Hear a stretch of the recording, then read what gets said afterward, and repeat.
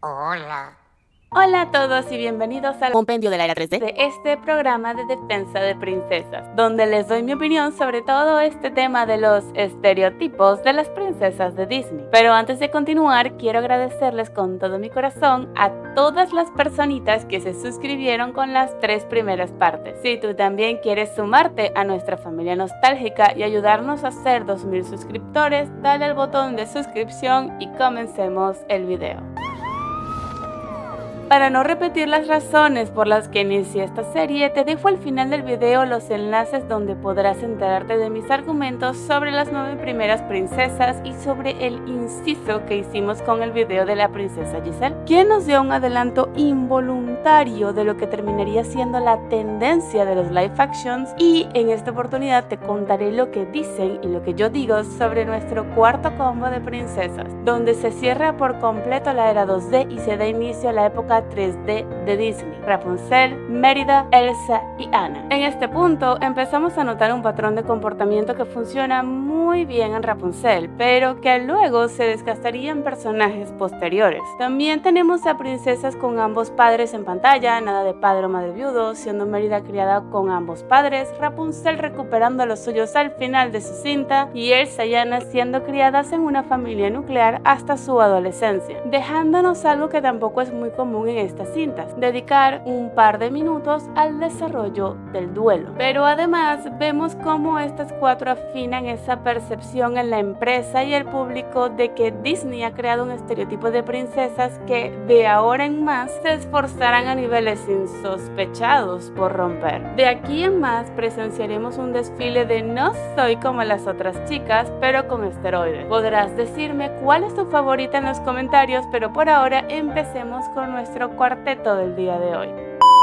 Número 10, ya que Amy Adams no cedió sus derechos de imagen para integrar a Giselle a la franquicia, Rapunzel. Conocemos a Rapunzel desde que es una pequeña niña, un patrón que empezó con la princesa anterior, Tiana, y que se quedaría para el resto de las princesas. Lo curioso con Rapunzel es que conocemos la historia que dio origen a su nacimiento, un paso más allá de lo que tuvimos con Aurora, siempre ligado a la que sería su villana, Madre Gothel. La historia de Rapunzel arranca con magia, cuando la gota del sol cae en la tierra y da vida a una flor mágica con el poder de curar y rejuvenecer a quien le cante un particular hechizo. El detalle aquí es que mientras Gothel encuentra la flor y la usa por siglos para su propio beneficio, en una isla cercana se funda el reino de Corona, donde sus reyes esperan a su primer bebé, pero por desgracia la madre cae enferma. Hasta ahora todo parecía indicar que por primera vez se vería el fallecimiento de la madre de una princesa Disney, pues de las demás se asume que han fallecido, más no se muestran en vida ni cómo fueron sus muertes. Sin embargo, Disney decidió que esa primera vez podría seguirse trazando y optó por hacer sobrevivir a la reina con la flor mágica, la cual acaba siendo absorbida por la bebé, quien al nacer ostenta un brillante cabello dorado que parece albergar todo el poder de la flor. Desde este punto se nos presenta un dato muy interesante: Rapunzel literalmente nace con el poder de curar y brindar alegría y bienestar a quienes la rodean. La pregunta es, al igual que pasaría con las plantas, ¿ese poder será bien cultivado o explotado hasta apagarse? Los reyes reciben a su princesita con mucha felicidad, pero Gothel, una mujer egoísta, narcisista y sin escrúpulos, no está dispuesta a ceder ni un ápice de su comodidad y vanidad por el bienestar ajeno. ¿A quién les recuerda? Irrumpe en el castillo y secuestra a la hija de los reyes, quienes de ahora en adelante, al igual que los padres de Aurora, no podrán verla crecer ni desarrollar ese vínculo tan especial con una hija tan deseada y esperada como Rapunzel. La decisión de Gothel acaba de destrozar una familia, dejando una marca irrecuperable tanto en los padres como en la pequeña Rapunzel. Vemos a nuestra princesita crecer creyendo que Gothel es su madre y permitiéndole usar su don solo para su beneficio, permaneciendo encerrada en la torre bajo la excusa de que el mundo de afuera era cruel y despiadado y que seguramente se aprovecharían de ella. ¿A quién les suena? Hasta ahora son muy obvias las verdaderas razones de Gothel para adoctrinar a Rapunzel de esta manera: el egoísmo, la vanidad y la envidia. Pues Rapunzel es una chica joven y dulce que podría tener todas las oportunidades del mundo, todas las que Gothel no podría acceder sin robárselas a ella. Pero aunque la audiencia ve una villana cruel y despiadada, Rapunzel solo ve una madre abnegada a la que nunca le va a poder agradecer lo suficiente por todo su amor y protección hacia ella. O al menos eso es lo que Gothel necesita hacerle sentir constantemente para una manipulación tan efectiva como siniestra. Recuerdo haber visto un video de Soul donde se comparaban las acciones de Gothel hacia Rapunzel con las de Frollo hacia Quasimodo, que de hecho es muy curioso que tanto Rapunzel como Quasi se liberan a la misma edad, los 18 años. Pero por poético que resulte ver a los protas tomar las riendas de sus vidas justo al cumplir la mayoría de edad, los villanos que no les permitían vivirla tenían sutiles diferencias en su proceder o motivaciones que te dejaré a tu criterio en la caja de comentarios para que me digas cuál de los dos te parece peor. Volviendo a Rapunzel, con ella empieza este tan nombrado patrón de la personalidad queer, es decir, una chica bonita y dulce que resulta muy tierna por ser también algo torpe y rara. Funcionó bien en Rapunzel porque era la primera vez que veíamos esta personalidad de forma tan marcada en una protagonista del estudio, pero cada personaje que recibió la misma personalidad luego de ella empezó a notarse cada vez menos original o interesante, un poco más de pena. No me malentiendan, Rapunzel es adorable y su situación genera mucha empatía y ternura, desde su lucha por elegir entre la manipulación de su madre y permitirse vivir, cómo le contagia esas ganas de vivir y de ayudarse mutuamente a los demás, su vocación para curar, para el arte, su proactividad, su hiperactividad, su alegría, sus miedos, su decepción, su tristeza, hasta su ira. Vemos muchas fases de Rapunzel a lo largo de todo su desarrollo en la cinta, pasando de ser una niña dulce e insegura a una joven vivaz y valiente dispuesta a lo que sea con tal de proteger a sus seres queridos y preservar su libertad. Su relación con Eugene también resulta muy interesante. Sabemos que Jasmine, Cenicienta, Tiana y probablemente Bella se casaron siendo ya mayores de edad, mientras que Blancanieves, Ariel y Aurora quedan en la duda de qué tanto tiempo pasó entre sus conflictos principales y haberse casado. De Pocahontas podemos calcular que se casó a los 21 con John Roll, y Mulan sería hasta ahora la única confirmadísima en haberse casado con apenas 16 o 17 años, ya que en sus secuelas se casan entre 6 u 8 meses luego de la guerra. Rapunzel cumple la mayoría de edad a mitad de la cinta, y justo ese día se desarrollan esos sentimientos más fuertes entre ella y Flynn, que recordemos se habían conocido el día anterior. Además, en el epílogo nos dejan caer que Flynn le rogó por años para que se casaran, y entre medios ocurren los acontecimientos de la serie de Enredados que debieron lanzarse 1 o 2 años, por lo que la boda que vimos en el corto contaría como una Rapunzel entre 19 y 20 años. No se enamora de un príncipe, ay qué original. Bueno, Jasmine, Pocahontas y Mulan tampoco. ¿Es ella quien sabe el príncipe?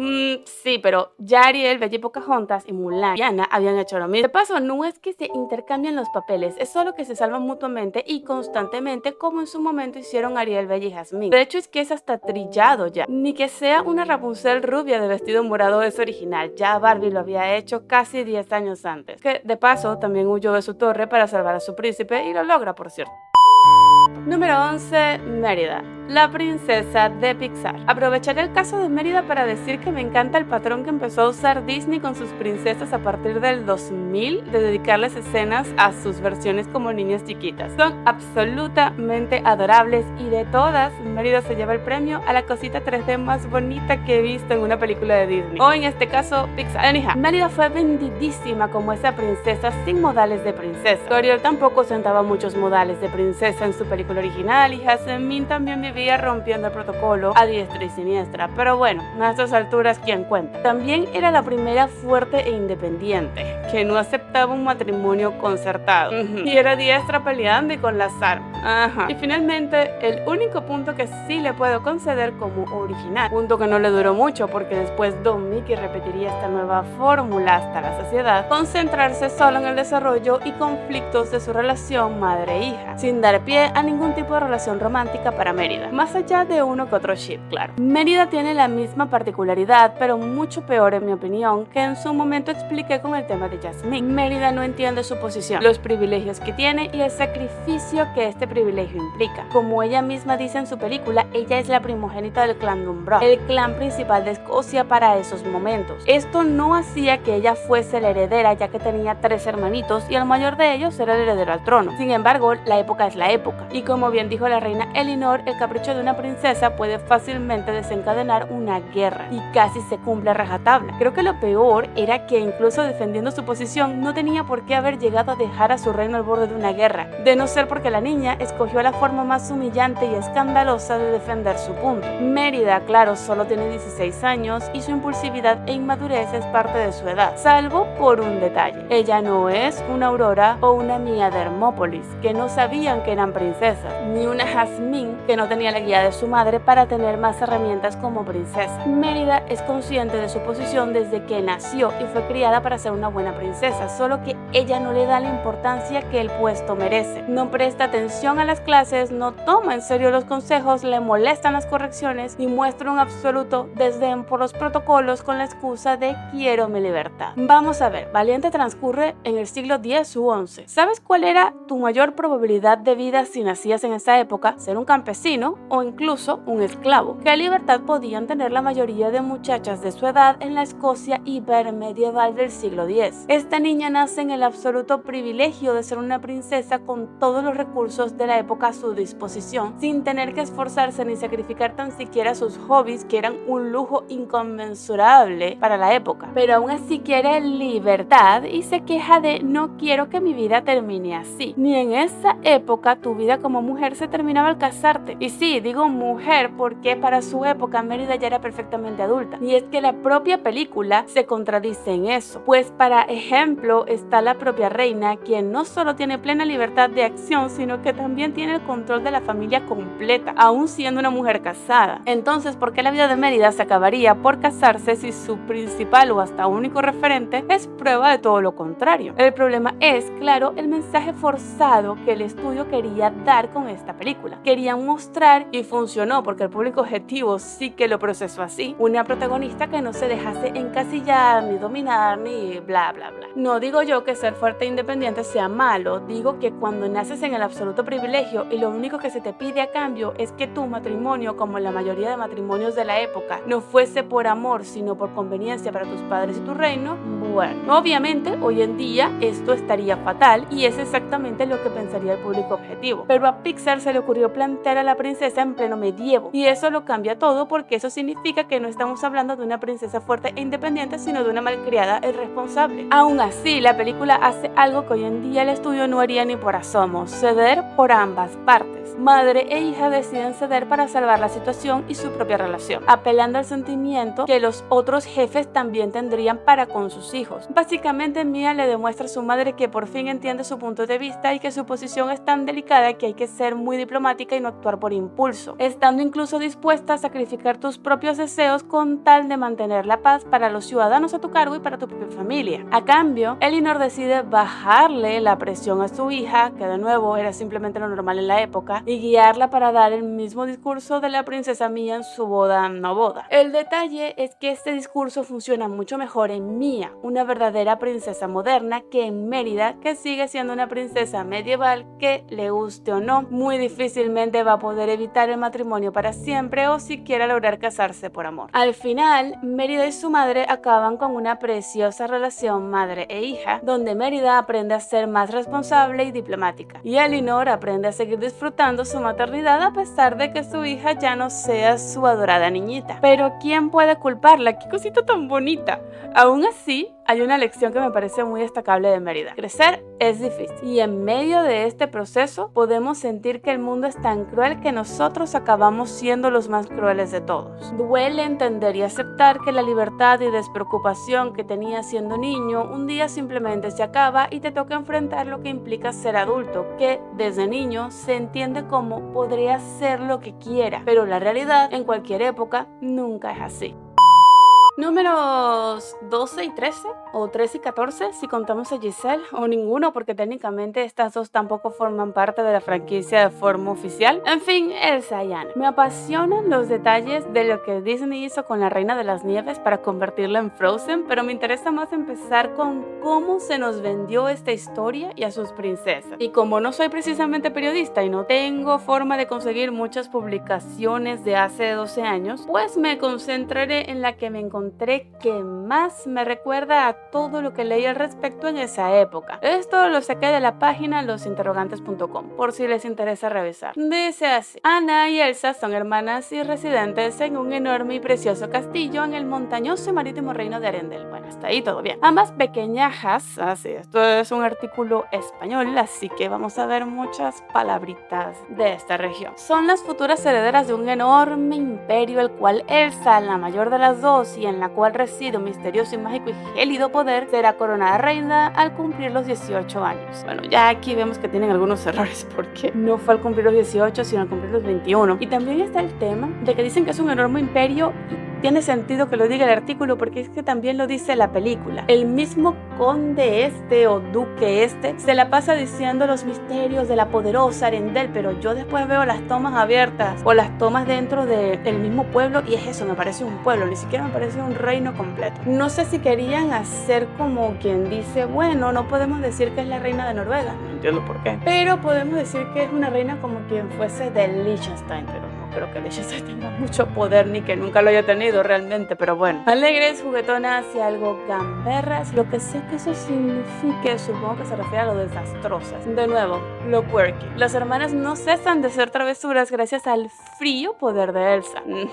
Pero un día ese inocente juego tendrá un inesperado y accidentado final que casi le cuesta la vida a la menor de las hermanas. Tras dicho terrible incidente, Elsa, asustada y temerosa de su propio poder, decidirá recluirse en la inmensidad de su palaciega habitación como si de una especie de monstruo peligroso fuera de control se tratara. Ni siquiera su querida hermana Anna podrá volver a visitarla y sus divertidos juegos habrán terminado para siempre. ¿Qué vamos a ver? Vamos a ver lo que dice el artículo de la consecuencia de esta decisión, que no fue de la niña, fue de los padres. Elsa crecerá complejada y terriblemente condicionada por un mágico poder que no ha elegido. Sus manos desprenden hielo. ¿Cómo afrontar su incipiente reinado? Aquí hay una cosa con Frozen y es que se creó muchísimo revuelo acerca del personaje de Elsa, que claramente le terminó quitando el protagonismo a su propia hermana. Ouch, porque se suponía que Anna era la protagonista de Frozen. Pero lo que pasa es que todo el mundo se obsesionó con Elsa porque era la que tenía el mayor cantidad de brillo. O sea, había más reflector sobre Elsa que sobre Anna al final del día. Tenía la mejor canción, tenía el mejor vestuario, tenía el mejor poder, tenía el mejor todo. Pero realmente Elsa no es una gran figura de admiración porque ella lo que hace todo el tiempo es huir de su responsabilidad. Es como que hubiese sido el caso de Simba, pero sin volver al final, porque Simba vuelve al final vuelto un héroe porque vuelve por sus propias patas, por sus propios medios, por su propia voluntad. Pero Elsa no, a Elsa la tuvieron que secuestrar y se le tuvo que morir la hermana enfrente para que ella, poniéndose a llorar, maravilloso, por el poder del amor, o sea, traducido, ponerse a llorar desconsoladamente después de todo lo que tú misma provocaste por no respirar profundo y escuchar a los demás, sino simplemente huir y ser pues terca, a más no poder, pues te pones a llorar y eso termina siendo disque la mágica situación porque acabó siendo el poder del amor. Ay, por favor. Y lo que más me molesta es que esto opacó a Anna, que Anna sí era una protagonista para tener en cuenta. Claro, Anna tiene el detalle de que le quisieron poner, de hecho se la pusieron, la misma personalidad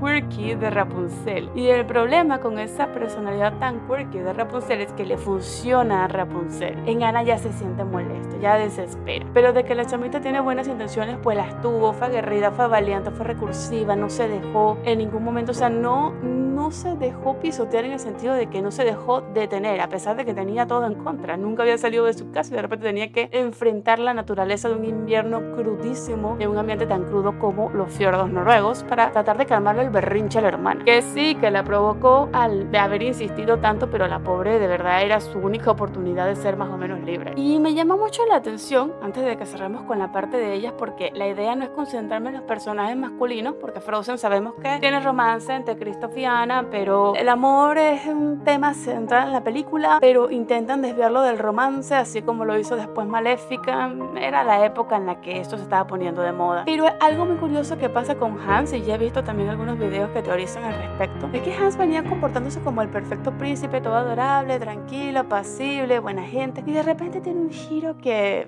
a mí me supo a que esa decisión la tomaron a última hora. O sea, que ese villano fue sorpresa hasta para los mismos creadores porque necesitaban de repente alguien con quien villanizar. Yo creo que lo hubieran podido manejar mejor si hubieran hecho lo que se hizo un tiempo atrás con Giselle, que Edward era el príncipe de cuentos, realmente intentó salvarla, realmente intentó que el beso funcionase, pero no funcionó porque ella realmente no lo amaba. E iba a tener más sentido, porque eso sí iba a cerrar de una mejor manera con la línea original de Elsa de no te puedes enamorar de una persona que acabas de conocer. En plan, aunque te bese, ahí no va a haber amor. Si lo hubiera hecho y después al ver que no funcionaba, hubiera entrado en pánico y cerraba las puertas y se iba corriendo, es otra cosa. Pero ese giro que le hicieron tipo el oloroso Pete, tipo Lotso, tipo ese otro tropo que empezó a usar Disney del villano sorpresa, eso la verdad es que para mí con Hans no termina de cerrar. Y me hace más partidaria de esa teoría de que fueron los trolls los que tuvieron algo que ver al respecto. En fin, por supuesto, igual Elsa y Anna son unas princesas muy queridas y que tienen un mejor desarrollo en la segunda parte de lo que tuvieron en la primera, sobre todo Elsa, en mi opinión. Pero bueno, ahora quisiera profundizar más en todo lo que significó el paso de la Reina de las Nieves a lo que acabó siendo Frozen, pero como no es el propósito de esta serie, lo dejaremos para tu criterio. ¿Te gustaría que empiece una serie donde hables sobre las diferencias entre las historias clásicas y su representación en Disney? Estaré muy atenta a lo que comentas al respecto. Y en esta oportunidad te contaré lo que dicen y lo que yo digo sobre nuestro quinto y último combo de princesas, donde se cierra por completo la era actual y nos deja pensando si la franquicia podrá seguirse expandiendo. Moana, Raya y Asha. Aquí veremos cómo el patrón de comportamiento que empezó con Rapunzel acabó convirtiéndose en un cliché que ya no hace gracia ni causa simpatía, sino vergüenza ajena. También tendremos la desaparición del romance de las historias de princesas y el intento de convertir los cuentos de princesas en distopías que intentan ser vanguardistas y originales, pero que solo logran ser más genéricas que las anteriores entregas de la franquicia. Llegamos así al clímax del no soy como las otras chicas y mi misión es cambiar el mundo. Podrás decirme cuál es tu favorita o la que más detestas en los comentarios, pero por ahora empecemos nuestra triada del día de hoy. Número 15. Moana, la princesa de Mutunui. Si usas un vestido y un animal anda contigo, eres una princesa. No es solo que está en un grupo tan patético que le permite brillar como un sol radiante, sino que Moana es genuinamente un muy buen personaje protagonista, con un conflicto inicial algo flojo, pero que ella misma no sobredimensiona y que luego es llamada a una misión más grande que ella, donde le va a costar bastante adquirir las habilidades necesarias para poder completarla, un caso similar al de Mulan. Moana nace en una isla del Pacífico como la heredera del jefe de la tribu Mutunui. Énfasis en isla, un elemento que no solo será físico, sino también muy representativo de los sentimientos de Moana, pero eso lo veremos al final de su análisis. Nuestra princesita crece sintiendo mucha curiosidad por el mar y sus intentos por adentrarse en él son siempre frustrados por su papá, quien representa la sobreprotección y que prefiere que su hija se concentre en representar su papel como próxima jefa de la isla. Aquí, a diferencia de Mérida, Moana separa muy bien la frustración de no poder ir al mar con el papel como heredera de Mutunui. La vemos cumplir bien su papel en la tribu y ser un orgullo para sus padres. Lo único que ensombrece un poco su relación con su padre en particular es que este no le explica por qué le teme tanto a que su hija se acerque al mar. Moana resiente que su padre no sea claro y sea tan estricto, pero se esfuerza por entender su preocupación con la poca información que su madre y su abuela le pueden brindar, sin desestimar nunca la guía de las mujeres mayores a su alrededor ni quejarse del "es que nadie me entiende". Moana para este entonces tiene 16 años, al igual que Mérida, Mulan y Aurora, y comparte ciertas pinceladas de las tres sin que lleguen a quitar originalidad a su personalidad. Sueña con una mayor libertad como Mérida, tiene un conflicto conflicto de identidad entre sus deseos, su potencial y sus expectativas, similar a Mulan, y su familia inmediata la tiene sobreprotegida en base a un hecho que no le es revelado hasta sus 16 años, como le pasa a Aurora. Y si piensas en compararla con Ariel, yo lo pensaría dos veces, ya que Moana no le levanta la voz a su padre hasta que el asunto es de vida o muerte, y una sola vez en su vida se lanzó a lo desconocido de forma irresponsable y tuvo consecuencias inmediatas que le hicieron entender la preocupación de su papá y reflexionar si realmente era prudente volver a hacer lo que hizo, a diferencia de Ariel, que era pues mucho más irresponsable y mucho más dada a me escapo a recorrer el océano, cosa que no solamente se ve en la película, sino que también se veía en la serie. Ahora, una vez que Moana ya tiene clara su misión y es impulsada por el espíritu de su abuela, su viaje se vuelve un manual de cómo hacer un buen desarrollo de un personaje femenino. Moana nunca había navegado en su vida y por supuesto es pésima haciéndolo, y el mar prácticamente se la traga. Moana requiere un mentor, práctica, fallar y volver a intentarlo, dudar de su propia capacidad para lograr la misión, admitir cuando debe escuchar instrucciones de alguien con más experiencia o aceptar ayuda, aunque la misión sea suya. Todo eso la hace crecer, conectar con los elementos que debe dominar para lograr su objetivo y hasta con nosotros como audiencia. Es de hecho un mensaje de reparación de vínculos mucho más contundente que el de Mérida, pues Moana aprende de Maui, de su abuela, padre, hasta de sus antepasados y se permite ser guiada por su sabiduría a la vez que les demuestra lo que ella puede aportar y el futuro que les puede brindar. Y respecto al tema de la isla que dejé suelto al principio del análisis, es bastante representativo para Moana porque precisamente ella se siente aislada en medio de un mar que para ella representa todas las oportunidades que su pueblo ignora por no querer correr riesgos. Un sentimiento que nace como curiosidad, se vuelve un sueño y acaba siendo el motor que le permite enfrentar su misión. No llega nunca a ser un capricho y eso, como veremos más adelante, hace una gran diferencia.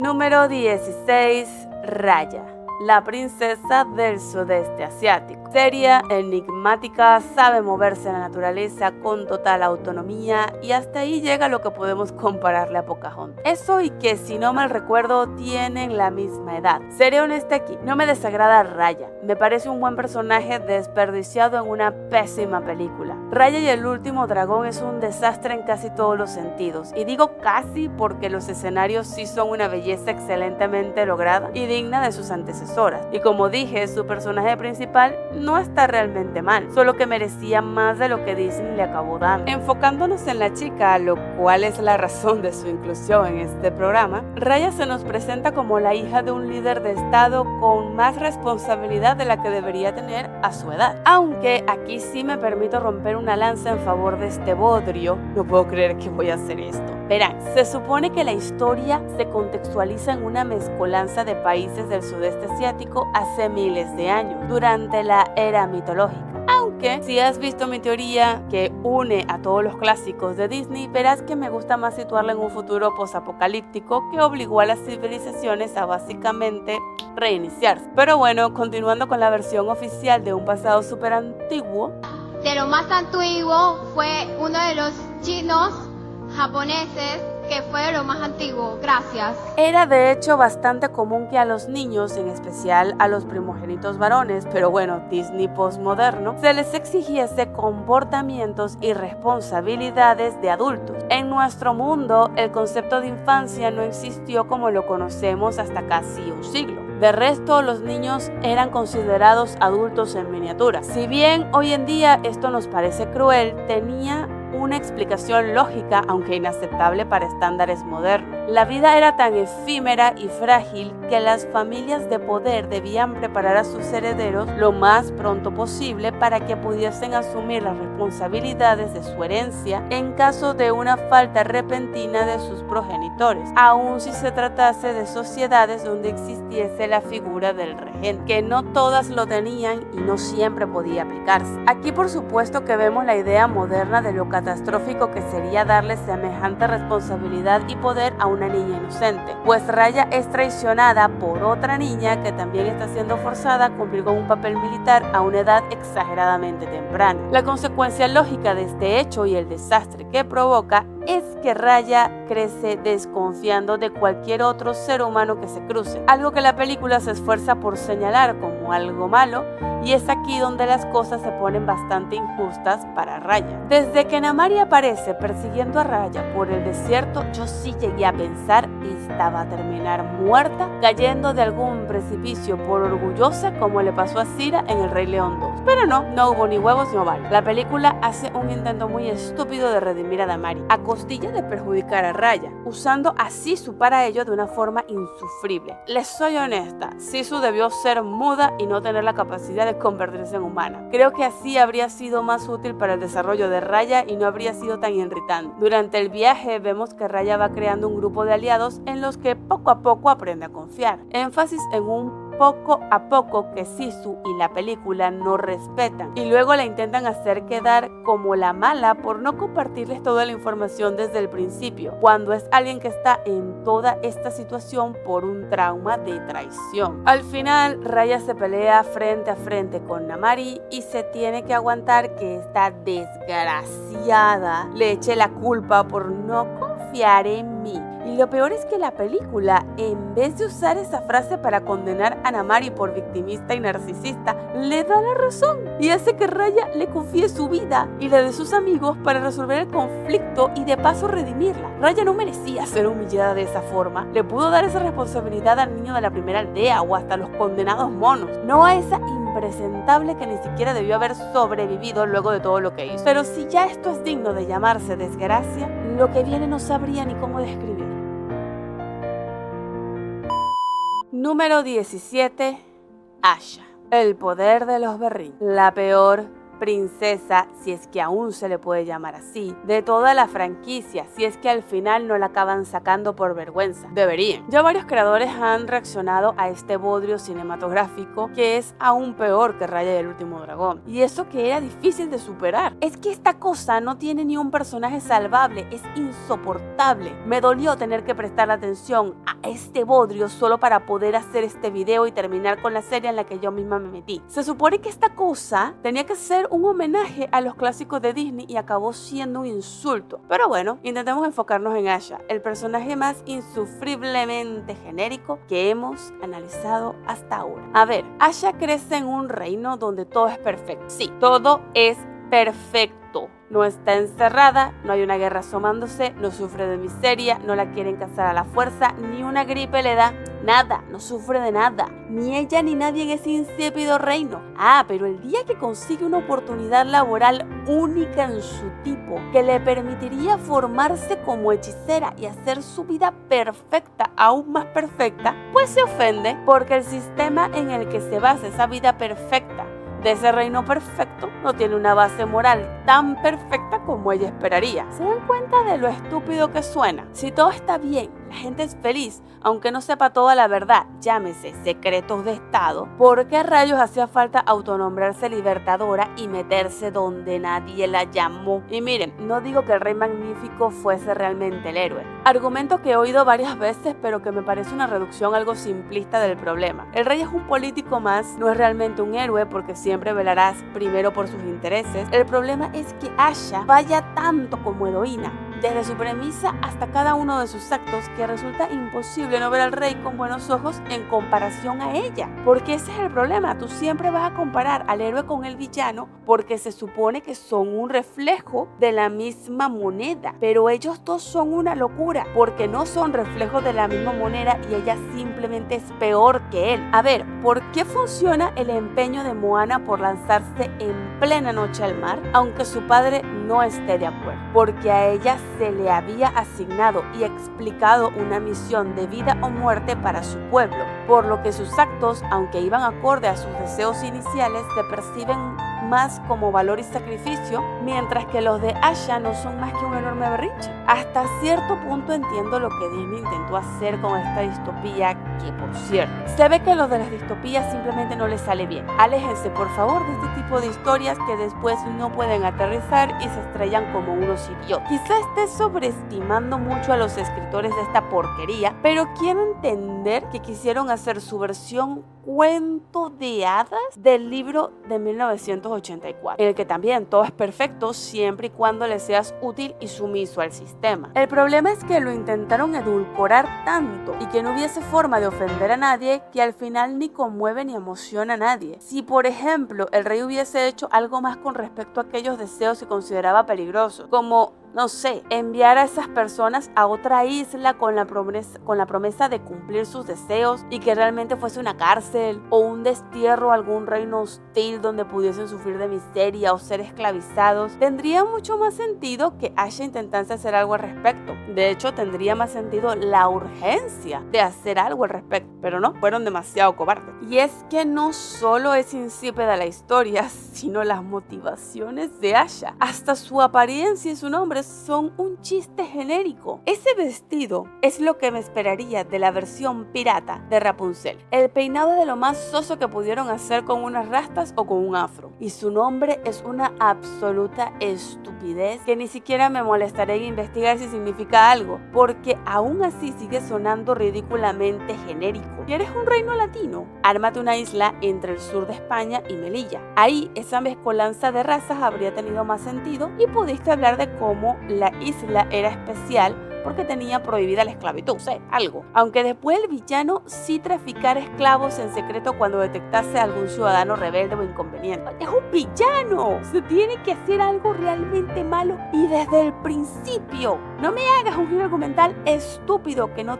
tiene ni pies ni cabeza. Porque si me dijeras que tiene pies y cabeza, como no sé, el de Bellwether en Zootopia, ok, te lo puedo aceptar. Es un reciclaje de la técnica que ya vienes usando demasiadas veces, pero te lo puedo aceptar, pero no me lo hagas sin que sea justificado. ¿Querías una protagonista afrolatina? Échale, nómbrala Carmen, Hortensia, Leonor, lo que sea. Hay un mar de opciones de nombres latinos bonitos para una princesa latina. Si va a representar la magia de las estrellas, ¿por qué parece disfrazada de Rapunzel? La pudieron vestir de amarillo y que fuese adquiriendo brillitos a medida que tenía más contacto con la magia. Miren las Wings. ¿Quién es el hada de la luz y de las estrellas y de la luna y del sol y de todo? Es Estela. ¿Cuál es el color característico de Estela? El naranja, con combinación con celeste, con amarillo. Esas combinaciones las hubieras hecho con esta niña que queda bien sin importar el tono de la piel, ni del cabello, ni de nada, y tenía sentido para una cosa con la magia de las estrellas. No el morado con rosa que ya usaste con Rapunzel y que es demasiado característico en ella como para que hagas la misma combinación en prácticamente las mismas proporciones con esta otra. ¿Cómo no va a parecer una vulgar copia genérica? En fin, tantas y tantas opciones para acabar haciendo una princesa que tranquilamente podría ser una tarea de redacción creativa de quinto grado de primaria. No les miento, quinto grado de primaria. Es una pérdida de tiempo y de neuronas. Ojalá la saquen de la frente. No la quiero seguir viendo ahí, de verdad no la quiero ver ahí. Conclusión. Todo bien. Con sus altos y bajos, pero bien hasta que empezó esta década. Se ve que los 2020 no tiene nada bueno que ofrecerle a la franquicia de Prince, porque con una película tan mala ni Raya merece estar ahí. Así que solo nos queda esperar que la próxima década nos dé otra princesa que sí aporte algo de valor a la franquicia. Cuéntame qué opinas acerca de este grupo de princesas y si pudiese sugerir una nueva princesa para el estudio, ¿cuál te interesaría más? Yo le apostaría fuertemente a que saquen un musical sobre Perseo, así con rock, no repetir el gospel porque ya lo hizo Hércules, pero con un rock ahí bastante potente para representar un mito griego y que Andrómeda sea la nueva adición a las princesas de Disney. Tu opinión me interesa muchísimo en esta serie, no olvides darme tu like y compartir el video para que más gente se nos una a nuestros análisis nostálgicos y nos vemos en la próxima.